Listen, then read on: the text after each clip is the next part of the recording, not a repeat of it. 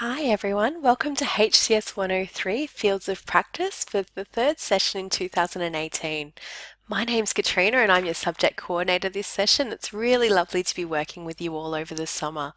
HCS 103 is one of those really excellent subjects that gives you a great scope and knowledge and ability to further your knowledge and understanding of different fields of practice within social work and human services.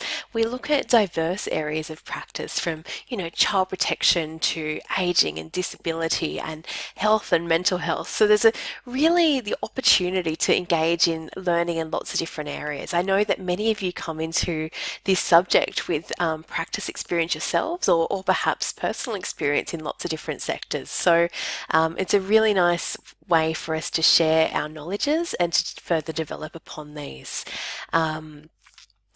My own professional experience is primarily in the field of child and family welfare and health. I've worked in child protection, early intervention, health, counselling settings, corrections, as well as management.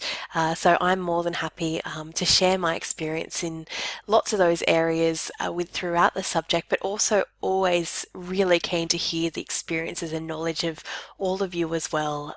And thank you for studying over the summer session. It's a shorter session. It's always a little bit of a hectic time of the year, so I can really empathise that it takes that little bit extra to engage in study over this period. I talk a lot about the subject in the orientation section on your subject site, so I'm not going to dwell too much on things now. I really just wanted to say a big hello. Personally, I am based on the Dubbo campus. I work Monday to Friday, and outside those hours, I'm running after my little people. So I won't always be available, at night times or anything like that, but I'll always intend to get back to your emails or other contact as soon as possible. And in saying that, please, if you do have any subject related questions, pop them on the forum because more often than not, you're not the only person who has that question. And it's great to have those questions put out there to answer where everybody can see them. And a lot of the time I find I'll be answering a question, but I'll also have another student who knows the answer as well, who can help each other out.